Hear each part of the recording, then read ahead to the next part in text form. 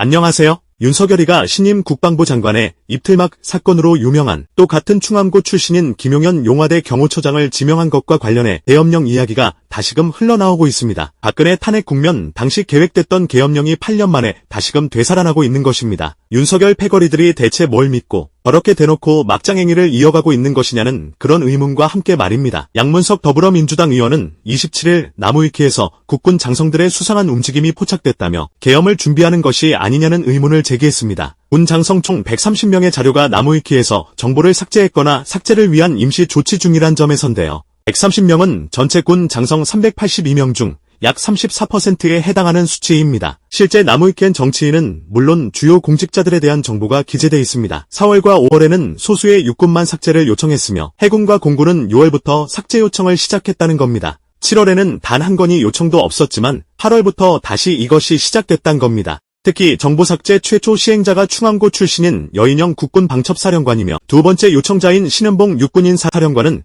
여인영 사령관과 육사 48기 동기입니다. 양문석 의원은 국방부 장관의 지시가 없었음에도 130명의 군 장성이 집단 행동을 보인 것에 대해 의혹이 더 커지고 있다며 특히 김용현 경호처장은 대통령 경호처가 군과 경찰을 지휘하겠다며 박정희 전두환 군 부독재 시절에도 없었던 시행령 개정을 추진한 논란의 인물이라고 짚었습니다. 이에 양문석 의원은 광복절을 전후로 윤석열 정부가 반일 감정을 자극하는 일련의 친일적 행보와 발언을 이어오고 있고 북한을 자극하며 한반도의 긴장 상태를 고조시키고 있는 정부의 이러한 행동들과 국군 장성들의 조직적인 나무위키 정보 삭제는 단순한 보안 조치를 넘어선 군의 내부 움직임을 은폐하려는 의도가 있는 것은 아닌지 의문이 제기된다라고 짚었습니다. 양문석 의원은 이런 일련의 윤 정부와 군의 행보가 전쟁이나 대규모 군 투입을 목적으로 하는 계엄과 같은 상황을 준비하고 있는 것이 아닌지 의문이라며 이러한 의혹에 대해 정부는 명확하게 밝혀야 할 필요가 있다고 강조했습니다. 윤석열이는 광복절 며칠 전엔 독립운동을 부정하는 김영석 독립기념관장 임명을 두고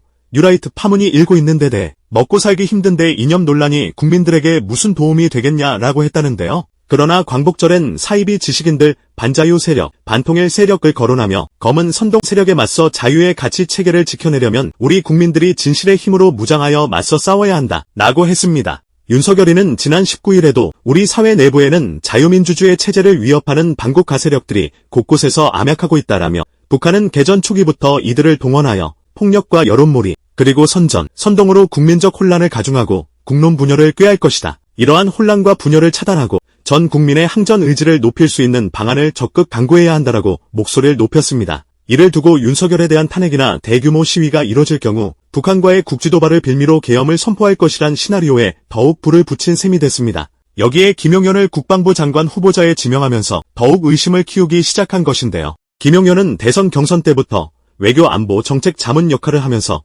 정권의 실세처럼 군림해왔습니다. 특히 용산 이전까지 주도했던 것으로도 잘 알려져 있습니다. 게다가 최혜병 순직 사건 수사외압 파동 및 임성근 전 사단장의 구명 로비 의혹 당사자로도 지목됩니다. 삼성 장군 출신인 김용현은 그동안 윤석열 정권의 군 인사에 상당한 영향력을 끼쳐온 것으로 알려졌는데요. 김용현을 장관 자리에까지 앉히려는 것은 올해 군 인사에도 개입하게 하여 군 주요 보직을 친윤 라인으로 죄다 교체하겠다는 의미겠지요. 그뿐 아니라 계엄의 또 다른 축이라 할 수 있는 경찰을 통제할 행정안전부 장관 자리에도 역시 충암고 후배인 이상민을 계속 믿고 쓰고 있습니다. 계엄법에 따르면 국방부 장관 또는 행안부 장관은 비상계엄 및 경비계엄에 해당하는 사유가 발생한 경우 국무총리를 거쳐 대통령에게 계엄 선포를 건의할 수 있습니다. 이명박근혜 정권은 그래도 시민들의 눈치를 보는 신용이라도 했었습니다. 시민들의 반발이 커지면 한 발 물러서거나 대국민 사과로 눈속임하려는 척이라도 했지요. 그러나 윤석열 패거리들은 그런 것도 없이 바이든을 날리면이라 우기고 드올백을 확실하게 받아놓고도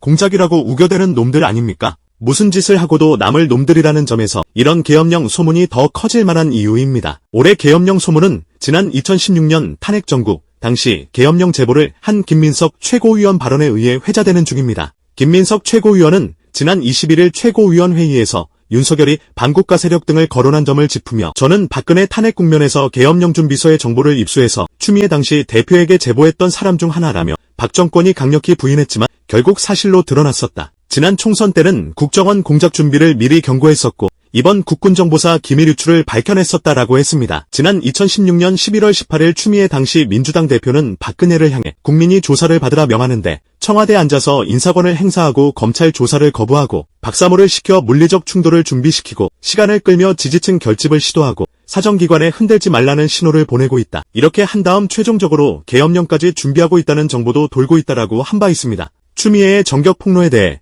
당시엔 박근혜 청와대나 국힘 전신 새누리당 그리고 조선일보 이하 수구 언론 등은 유언비어니 정치적 선동인이 반발한 바 있습니다. 그러나 2018년 문재인 정부 시절 문제의 계엄령 문건이 발견되면서 기무사에서 계엄을 준비했던 것은 사실로 확인된 바 있습니다. 당시 새누리당 내에서 박근혜 탄핵에 찬성하는 의원들을 이끌었던 김무성 전 대표는 지난 2021년 4월 시사저널과의 인터뷰에서 국정농단 사건이 터진 이후 친박계 핵심들이 박근혜에게 하야를 권유했으나 거부당했다고 전한 뒤 하야를 선언하면 그 순간 끝이 아닌가. 박근혜는 탄핵을 택했는데 당시엔 헌재에서 기각될 걸로 기대했던 것 같다. 김기춘 비서실장 등 청와대에 있는 모두가 100% 기각이라고 봤다며 기각되면 광화문 광장 등이 폭발할 것 아닌가. 그래서 기무사령관한테까지 계엄령 검토를 지시한 것이라고 당시 상황을 설명한 바 있습니다. 김민석 최고위원은 이를 두고 집권 경험이 있는 수권정당 민주당의 정보력을 무시하 말라며 차지철 스타일의 야당 이틀막 국방부 장관의 갑작스러운 교체와 대통령의 뜬금없는 반국가 세력 발언으로 이어지는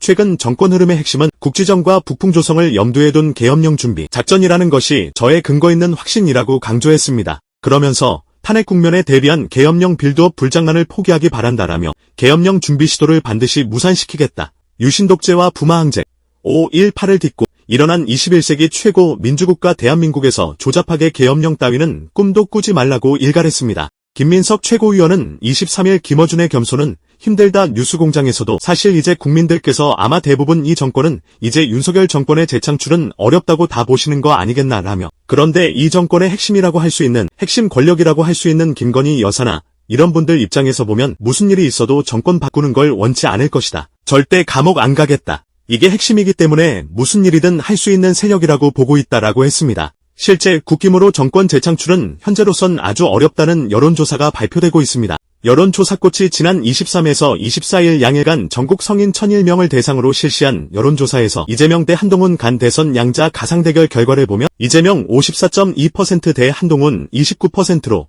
거의 2배 가까운 격차가 났습니다. 또 쿠키뉴스 의뢰로 한갈리서치가 지난 17에서 19일 4일간 전국 성인 1025명을 대상으로 실시한 여론조사에서도 이재명 50.7% 대 한동훈 30.4%로 20%포인트 이상 격차가 났습니다. 차기 대선이 치러지려면 기간이 아직 많이 남았고 실제 대선을 치르면 저것보다 차이는 줄어들겠지만 윤석열 일당 입장에선 정권 재창출은 상당히 어려워 보이는 것이죠. 특히 이재명 대표가 계속 건재하다면 그를 상대할 만한 마땅한 카드는 현재로선 존재하지 않는 셈입니다. 지난 대선이야 문재인 정권에 대한 압도적 심판 여론 때문에 가까스로 승리한 대선이었으니까요. 이렇게 나타나는 여론은 윤석열 일당의 막장행위에 질린 사람들이 많다는 겁니다. 그럼에도 내일은 없다식으로 막 나가는 그 이유에 대해 의문을 가질 수밖에 없는 것입니다. 이런 8년 만에 계엄령설에 용화대나 국힘 그리고 수구 언론 등이 유언비어라고 반발하는 것은 그때와도 똑같습니다. 정혜전 용화대 대변인은 지난 26일 브리핑에서 민주당을 향해 총선 전에는 계엄 저지선을 달라고 선거운동을 하더니 지금은 과반 의석을 얻고도 괴담의 기대 정치를 하고 있다라며 도대체 국가안보를 볼모로 사회 불만을 야기에 얻으려는 정치적 이익은 무엇이냐라고 반발했습니다. 또 조선일보 군사전문기자 출신인 유용원 국힘 의원은 지난 20일 국회 기자회견에서 국회 재적연 과반수의 찬성으로 계엄의 해제를 요구한 때에는 이를 해제할 수 있다고 명시돼 있다. 170석의 민주당이면 대통령이 계엄령을 발의한다고 해도 국회가 충분히 이를 해제할 수 있다며 이를 몰랐다면 무능한 것이고 알고도 음모론을 펼친 것이라면 국민에 대한 겁박이라고 반발했습니다. 또 박상수 국힘 대변인 역시 지난 17일 야당이 이렇게 계엄 운운하는 것은 문재인 정권 시절 기무사 계엄 문건 수사의 추억이 떠올랐기 때문인가라며 당시 검사를 37명이나 투입하여 90곳 넘게 압수수색해가며 100일 이상 수사를 벌였음에도 그 어떤 내란 음모의 흔적도 찾지 못했다고 했습니다. 이를 대부분의 언론들은 그대로 받아쓰는 중인데요. 그러나 문제의 계엄령 문건에 따르면 국회의 계엄 해제 시도를 무력화하기 위한 조치들이 상세하게 적혀 있다는 겁니다. 정부 여당이 국회의원들을 설득해 계엄 해제 의결에 참여하지 않도록 함과 동시에 국회의원들을 현행범으로 사법 처리하여 의결 정족수 미달을 유도한다는 내용 등이 담겨 있습니다. 즉 계엄령을 해제하려는 야당 의원들을 현행범으로 사법 처리의 의결 정족수를 달성할 수 없도록 한다는 작전입니다. 또 국힘과 언론 등에선 당시 군과 검찰의 대규모 합동수사에도 내란 음모의 흔적을 찾지 못했다며 계엄 문건이 별거 아니었다는 식으로 몰아가고 있는데요. 계엄 문건 작성은 박근혜 탄핵 전 김관진 국가안보실장이 국방비서관실 행정관에게 계엄 관련 보고서 작성을 지시하고 한민구 당시 국방부 장관이 조현천 기무사령관에게 지시하면서 시작된 것입니다. 그러나 계엄 문건이 세상에 드러나기 전 사건의 핵심인 조현천은 이미 미국으로 도주한 상황이었습니다. 조현천을 잡아야 한다는 목소리가 여기저기서 쏟아졌으나 또 미국에서 제보도 이어졌지만 사건을 담당하던 윤석열이가 당시 수장으로 있던 서울중앙지검은 송환할 그럴 의지조차 보이지 않았습니다. 윤석열이 검찰총장일 때도 물론 마찬가지였고요.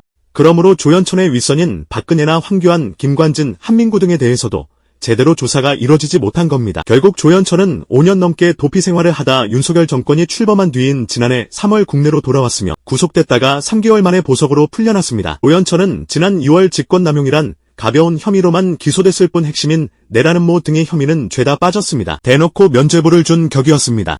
게다가 계엄 문건이 또 다른 관계자인 김관진은 지난해 5월 대통령 직속 국방혁신위원회 부위원장으로까지 내정됐습니다. 이렇게 조현천 등에게 면죄부를 준 것을 비롯해 캄보디아처럼 100만에서 200만 죽여도 끄떡없다고 했던 차지철을 연상케 한다는 입틀막 김용현 국방장관 기용, 그리고 갑자기 이뤄지고 있는 군 장성들의 상세정보, 삭제 파동, 또 뜬금없는 반국가 세력 타령을 하며 불안을 키우고 있는 윤석열의 행위, 정권 재창출은 사실상 불가능한 상황으로 흘러가고 있다는 점, 정권과 국힘 그리고 언론들이 8년 전과 똑같은 반응을 하고 있다는 점 등을 보아할 때 더욱 의심이 짙어질 수밖에 없는 이유입니다. 오늘도 감사합니다. 늘 건강하십시오.